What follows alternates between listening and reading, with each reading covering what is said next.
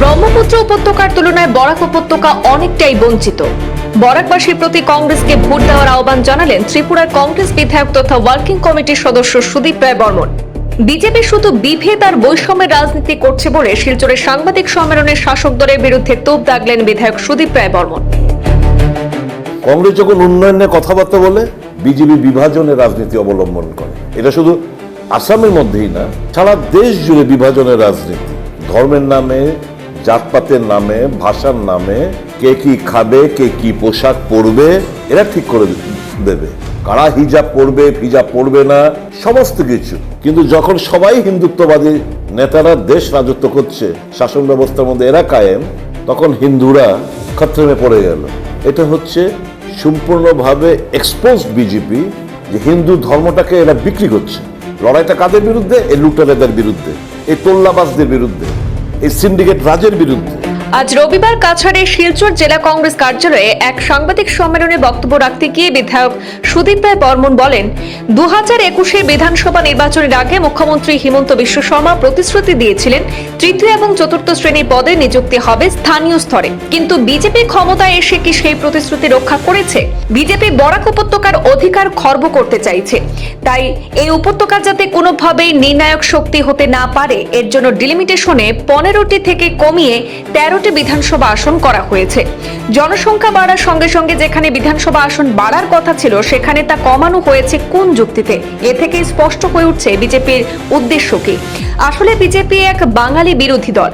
শুধু এই রাজ্যে নয়, সমগ্র দেশের প্রেক্ষাপটে এ প্রমাণ পাওয়া যাচ্ছে বলে মন্তব্য করেন বিধায়ক সুদীপ রায় বর্মন।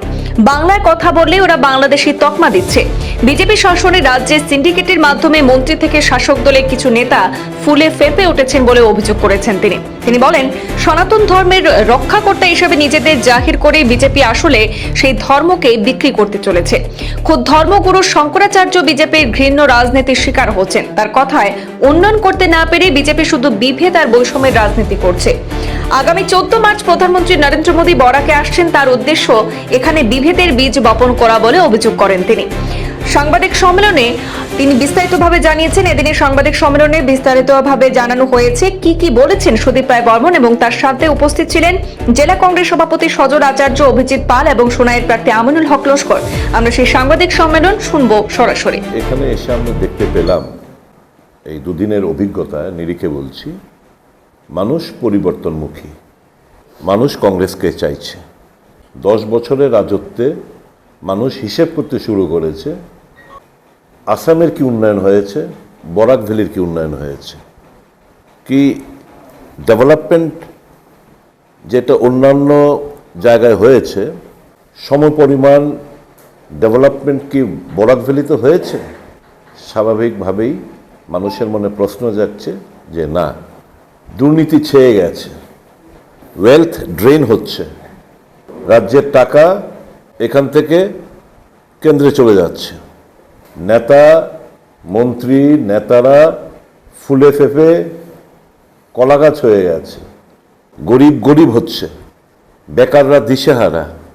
2021 সালে নির্বাচনের আগে হিমন্ত বিশ্ব শর্মা এখানে এসে বলেছিলেন, গ্রুপ সি এবং গ্রুপ ডির যে সমস্ত সরকারি পোস্টগুলো রয়েছে, এখানে যতগুলো ডিপার্টমেন্ট রয়েছে, এখানকার ছেলেদের গিয়েই এগুলো পূরণ করা হবে। উনি প্রতিশ্রুতি রক্ষা করেননি। ডিলিমিটেশন হয়েছে। আমি বলবো বরাক ভ্যালির ক্ষমতা খর্ব করা হয়েছে। আগে 15টা আসন ছিল, পপুলেশন বেড়েছে, সিট বাড়ার কথা, কিন্তু দেখা গেছে উল্টো, এখানে আসন সংখ্যা কমিয়ে দিয়েছে, অর্থাৎ পাওয়ারটা স্ন্যাচ করে নেওয়া হচ্ছে। বরাক ভ্যালি যেন কোনো অবস্থাতে নির্ণায়ক ভূমিকা না পালন করতে পারে প্রশাসনিক ক্ষেত্রে, এটা সুনিশ্চিত করা হয়েছে খুব কৌশলে। কংগ্রেস যখন উন্নয়নের কথাবার্তা বলে, বিজেপি বিভাজনের রাজনীতি অবলম্বন করে। এটা শুধু আসামের মধ্যেই না, সারা দেশ জুড়ে বিভাজনের রাজনীতি। ধর্মের নামে, জাতপাতের নামে, ভাষার নামে, কে কি খাবে, কে কি পোশাক পরবে, সব এরা ঠিক করে দেবে। কারা হিজাব পরবে, হিজাব পরবে না, সমস্ত কিছু। ভারতীয় জনতা পার্টি তাদের চিন্তা ভাবনার মধ্যে এই জিনিসগুলো রয়েছে।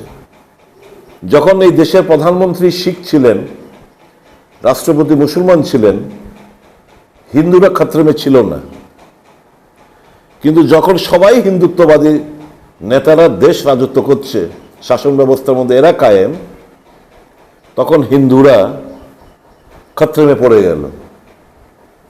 এটা হচ্ছে সম্পূর্ণভাবে এক্সপোজড বিজেপি, যে হিন্দু ধর্মটাকে এরা বিক্রি করছে। এরা হিন্দু ধর্মের, সনাতনী ধর্মের কলঙ্ক, কারণ এইটা কি নিয়ে তারা ব্যাপার করছে, ব্যবসা করছে। এমন পর্যায়ে গিয়ে পৌঁছেছে যে আমাদের শঙ্করাচার্যকে, চারজন শঙ্করাচার্য, তাদেরকে অপমান সইতে হচ্ছে, এবং একজনের বিরুদ্ধে পোক্সো মামলা রুজু করা হয়েছে। এরা হিন্দু ধর্মের রক্ষাকর্তা বিধাতা, এরা হচ্ছে ব্যাপারী বলেই তারা হাত পা কাঁপে না, ভয় পায় না, কারণ এরা সব পাপী। এরা বলে বেড়াচ্ছে এরা হিন্দু ধর্মের রক্ষাকর্তা। নেহেরুর একটি স্ট্যাচু রাতের আধারে, এরা ভীরু বলেই জওহরলাল নেহেরু স্ট্যাচুকে বুলডোজার দিয়ে ভেঙে তছনছ করে দেওয়া হয়েছে, যেরকমটা হয়েছে বাংলাদেশে বঙ্গবন্ধু শেখ মুজিবুর রহমানের স্ট্যাচুকে নিয়ে। ঠিক একই কায়দা এই ফান্ডামেন্টালিস্ট ফোর্স যেটা বাংলাদেশে করেছে, এই ফান্ডামেন্টালিস্ট ফোর্সই তো এই জওহরলাল নেহেরুর মূর্তিটা ভেঙেছে। পুলিশ নিষ্ক্রিয়, কাউকে অ্যারেস্ট করেনি এখন পর্যন্ত। এ কিরকম প্রশাসন, এ কিরকম সরকার, এই দেশের রূপকার। বাংলাদেশে দেখলাম দেশের রূপকারকে, যিনি স্বাধীনতা এনে দিয়েছেন বাংলাদেশে, তার মূর্তির এই অবহেলা ভাঙচুর করা হচ্ছে এই ফান্ডামেন্টালিস্ট ফোর্স দ্বারা। আর আজকে আমাদের এখানেও দেখতে হচ্ছে যে এই ফান্ডামেন্টালিস্ট ফোর্স দ্বারা জওহরলাল নেহেরুর মূর্তিকে এরকমভাবে ভাঙচুর করা, বুলডোজার লাগিয়ে রাতের অন্ধকারে। তো মানুষ ঘৃণা বর্ষাবে।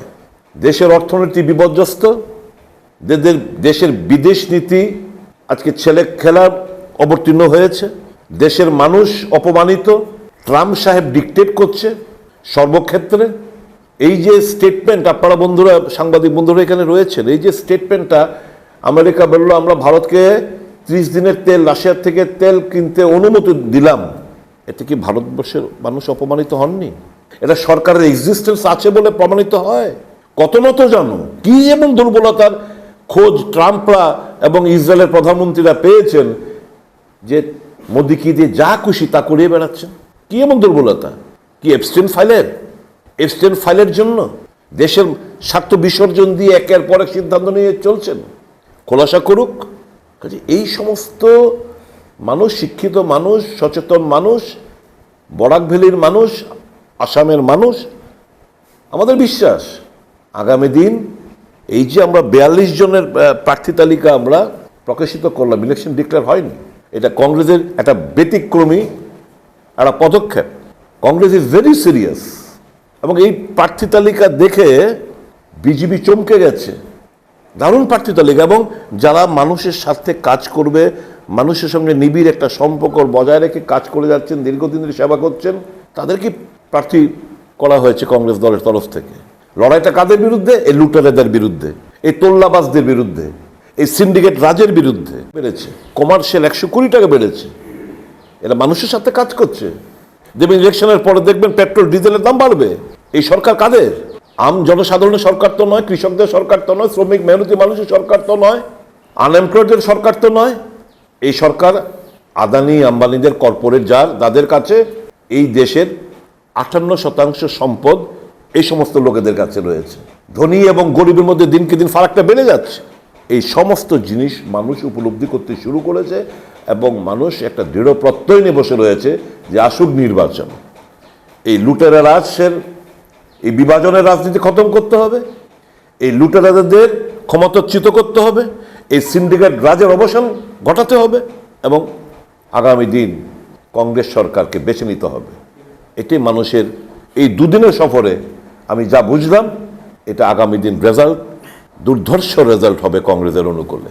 আমি সকল অংশের মানুষের কাছে বিনম্রতার সাথে আবেদন রাখব, देश के बारे में सोचो, देश कहाँ था कहाँ पहुंचे। अच्छे दिन आएंगे, ये नमूना है अच्छे दिन का। 400 টাকা গ্যাসের সিলিন্ডার এখন কোন জায়গায় গিয়ে ঠেকেছে, সর্ষের তেল 70 টাকার কোন জায়গায় গিয়ে ঠেকেছে বর্তমানে, 60-65 টাকা মসুর ডাল মুগ ডাল কোন জায়গায় গিয়ে ঠেকেছে এখন। জিএসটি নামক একটা গব্বর সিং ট্যাক্স মানুষের জীবন এবং ছোট ব্যাপারীদের জীবন নাবিশ্বাস উঠেছে মানুষের। টাকার ভ্যালু 92 টাকা ইউএস ডলারের সঙ্গে তুলনা করলে। $1 ইজ ইকুয়াল টু 92 রুপিস। ভাবা যায়? দেশ আজকে যে শিশুটি জন্মগ্রহণ করছে 4.5 লক্ষ টাকা ঋণ মাথায় নিয়ে দেশের একটা সন্তান জন্মগ্রহণ করছে। ঋণগ্রস্ত দেশ, হায়েস্ট ঋণ নিয়েছে ভারতবর্ষ, 249 কোটি লক্ষ টাকা। তো এই থেকে মানুষ বেরিয়ে আসতে চাইছে। আমার বিনম্র অনুরোধ থাকবে, ধর্মের নামে নয়, জাতপাতের নামে নয়, হোক এবার উন্নয়নের নামে ভোট।